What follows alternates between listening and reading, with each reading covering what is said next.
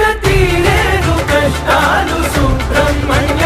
వచ్చి దీవించు మమ్మల్ని ఓ పింగళ చెడ్డ మనసుల్ని పరిమార్చు ఓ సంగయ్య తోడుగా ఉండి కరుణించు మా షణ్ముఖ చుట్టూ ఉన్నది నీ రూపమే పూషుడా జరగబోయేది నీ తలపే ఓ మురుగయ్య దేవలోకాన్ని కాచేది నీవే కదా వాకును తప్పదిక్కేది లేదోరయ్యా